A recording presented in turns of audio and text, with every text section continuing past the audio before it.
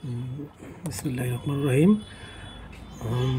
মাধ্যমিক উচ্চ শিক্ষা অধিদপ্তরাধীন শিক্ষা প্রতিষ্ঠান, স্কুল এবং কলেজে এমপিওভুক্ত শিক্ষক কর্মচারীগণের এমপিও অর্থ আইবাস প্লাস পাসের মাধ্যমে ইএফটিতে প্রেরণের লক্ষ্যে তথ্য প্রদান এবং যাচাই সংক্রান্ত যে বিজ্ঞপ্তি 28/11/2024 প্রকাশিত হয়েছে, সেটি আসলে আমরা আমাদেরকে ডকুমেন্টস সকল প্রতিষ্ঠানের ডকুমেন্ট সাবমিট করতে হবে। আসলে হলো প্রতিষ্ঠান প্রধান কর্তৃক তথ্য প্রেরণ এবং হার্ড কপি জমা হলো 28/11/2024 থেকে 2/12/2024।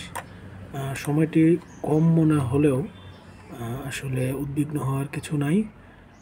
আমরা সফটওয়্যারটি অত্যন্ত সহজভাবে এবং অনেক চমৎকার একটি সফটওয়্যার মাধ্যমে আসলে তথ্য প্রেরণ করতে হবে, যেখানে আসলে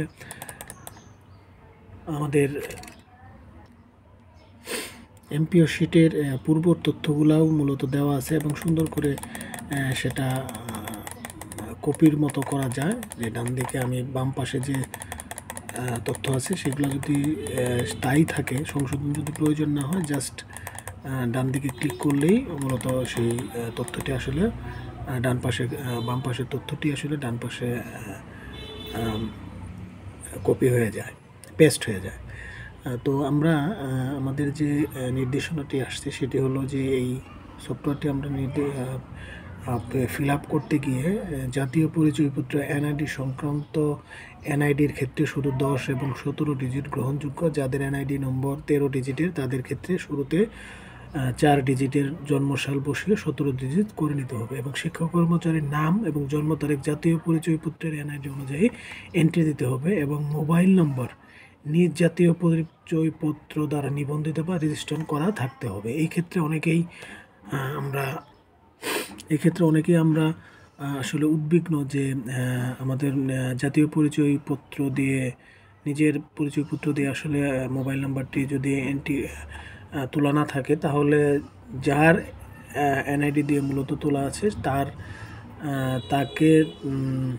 তাকে নিয়ে সিমটি নিয়ে সহ, নিজের এনআইডি সহ নিয়ে পার্শ্ববর্তী কাস্টমার কেয়ারে গেলেই কিন্তু সেটা মালিকানাও চেঞ্জ করা যায়। এছাড়াও আমরা যে আসলে এই মোবাইলটা যে আমার এনআইডি দিয়ে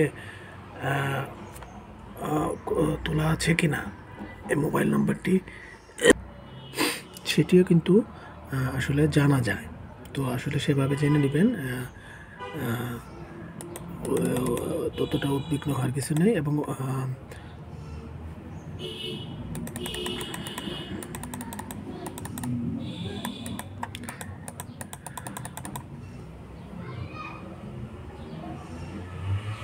প্রতিষ্ঠানের এমপিওর অর্থ যে ব্যাংক এবং শাখায় জমা হয়, সেই ব্যাংক এবং শাখায় রাউটিং নাম্বার, ব্যাংক হিসাব নম্বর দিতে হবে।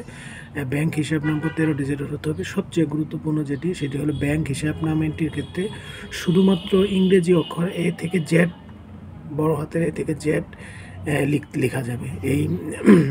সেই ব্যাংক হিসাব নামের মধ্যে এই যে ফুল স্টপ বা কমা বা এই জাতীয় বা কোনো কিছু আসলে দেওয়া যাবে না, অন্য কোনো কিছু দেওয়া যাবে না। শুধুমাত্র এ থেকে জেড পর্যন্ত যে সংখ্যাগুলো আছে সেগুলো কিন্তু আসলে দিতে হবে। তাহলেই কিন্তু ইএফটির সফটওয়্যারে সেই ব্যাংক হিসাব নাম্বার আসলে গ্রহণ করবে এবং সেই অনুপাতেই কিন্তু আসলে ফান্ড ট্রান্সফার বা বেতন ট্রান্সফার করা সম্ভব হবে। আদারওয়াইজ যদি আমরা এগুলো দিয়ে দেই ডট কমা, আসলে কিন্তু প্রবলেম হয়ে যাবে। আসলে বেতন আসলে আমরা পাবো না।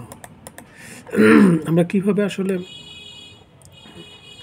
প্রতিষ্ঠান, মানে আমরা emis.gov.bd এই সাইটে প্রবেশ করে ইএমএস এর নিম্নরূপ হোম পেজ আমরা পাবো।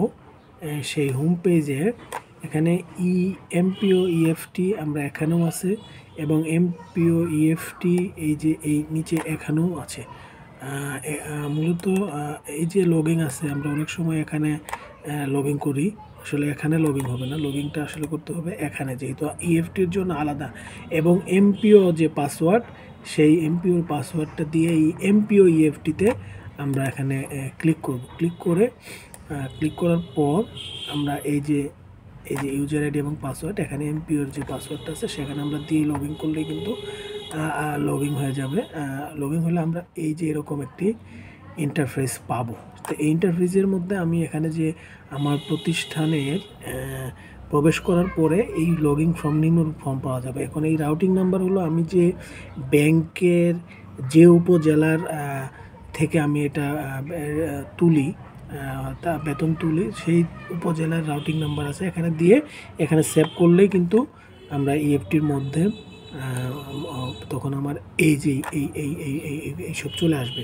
সেভ করার পরেই প্রতিষ্ঠানের এমপিভুক্ত সকল শিক্ষক কর্মচারীর তালিকা এখানে চলে আসবে। আমরা এই তালিকা দেখে এখানে দেখে এই যে যদি এইটা আমার এখানে এই যে এখানে তথ্য হালনাগাদ করার জন্য এই যে মাঝখানে আমি ক্লিক করব। ক্লিক করার পর এখানে বাম পাশে ক্লিক করার পর মূলত আমাদের এই ইন্টারফেসটি চলে আসবে। এই যে একজন যে সে কি কর্মরত কিনা, যদি কর্মরত হয় আমরা কর্মরত দিব, পদত্যাগ হলে পদত্যাগকৃত, বা মৃত হলে মৃত থাকতে পারে সেটা হয়তো, বা সরকারিকৃত থাকতে পারে, তবে বেশি সংখ্যকৃত আমাদের কর্মরত আছে। কর্মরত দিয়ে আমরা এখানে সেভ করার পর আমরা এই ইন্টারফেসটি পাবো। এটা যে বিদ্যমান এমপিও শিট অনুযায়ী তথ্য, এখানে বাম পাশে সবগুলো তথ্য দেওয়া থাকবে। এখন সংশোধিত তথ্য বা যেমন আমার নামে যদি কোনো ভুল না থাকে, এখানে এমডি যেমন এমডি জাহাঙ্গীর কবির লেখা আছে, আমি জাস্ট এখানে ক্লিক করলাম, ক্লিক করার সাথে সাথে এখানে চলে আসবে। বাংলাতেও তাই, আমি এখানে ক্লিক করার সাথে ডান পাশে চলে আসবে। পিতার নাম দিয়ে দিলাম, মাতার নাম দিয়ে দেবে, এইভাবে সমস্ত তথ্য আমরা এখানে যুক্ত করে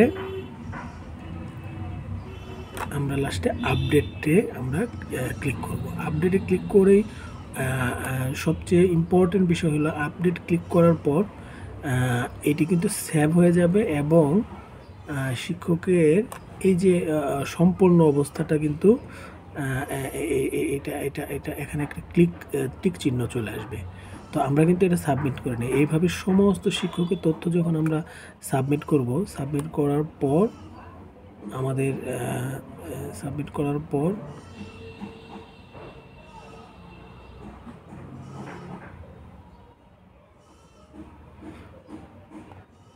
কিন্তু আমাদের পরবর্তী কার্যক্রমের জন্য প্রেরণ করুন। এটা আমরা আসলে করব না, এটা করব না আগেই, আমরা নিরাপত্তার জন্য করব না। আমরা যে তথ্যটা পূরণ করলাম, এই ফিল আপ করলাম, এই মূলত এই তথ্যটা, এখানে পে কোড আছে, ব্যাংক হিসাব নম্বর আছে, তারপরে এখানে পদবি আছে, বিষয় আছে, নিজ জেলা আছে, এই সব কিছু দিয়ে আমরা যখন এই যে মূল বেতন, বেসিক, এইসব ফিল আপ করে আপডেট করব। সব শিক্ষকের করার পর আমরা এই যে এখান থেকে ধরে নিলাম যে এই যে ফারুক হোসেন, ওনার এটার জন্য আমরা ওনার কমপ্লিট হয়ে গেছে। এখানে যদি টিক চিহ্ন আসে আমরা তাহলে তার পিডিএফ ফাইলটা আমরা এখানে থেকে আমরা ক্লিক করব। ক্লিক করে সেভ করে ডাউনলোড করে প্রিন্ট করে আমরা সংশ্লিষ্ট শিক্ষককে এটা দিব, দিয়ে তাকে আসলে দিয়ে চেক করায় নিব যে আসলে ভুলভ্রান্তি আছে কিনা। তো চেক করার পর দেন সবার এইভাবে সকল শিক্ষকের চেক করার পর আমরা কিন্তু তারপরে আমরা এটা সাবমিট করব। ফাইনালি আমরা সাবমিট করব, কারণ সাবমিট করার পর এটা তো আর সংশোধন করার কোনো উপায় থাকবে না। এই কারণে যেন নির্ভুল হয় এবং প্রথমবারে যেন আমরা সবাই একসাথে মানে বেতন পেতে পারি, সেই কারণে আসলে এই নিরাপত্তাটুকু আমরা করতে পারি। সবাইকে ধন্যবাদ জানাই শেষ করছি। আসসালামু আলাইকুম।